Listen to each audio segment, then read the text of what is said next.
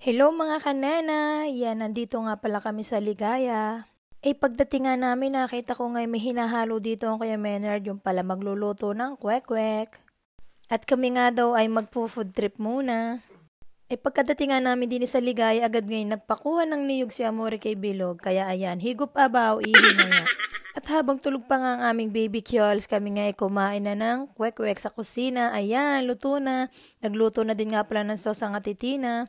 At pagkatapos nga namin magkwek-kwek, ayan, kumuha ng dahon si Ining Tintin at saka ang atitina at kami daw ay pipinais na dulong.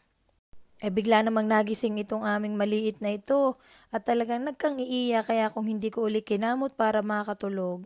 Nung hindi na nga matulog, ayan, naghamong na nga palabas. Talaga namang magkakapuyatan na naman. Aba na may nagising naman ang aming baby kyul sa gabi na. Ayun nga't gusto pa nga lumabas. So ayan mga kanena, luto na ang pinais na dulong. Kain tayo. Sarap nito sa sabaw na kape. At yun lamang for today's video mga kanena. Thank you for watching. God bless.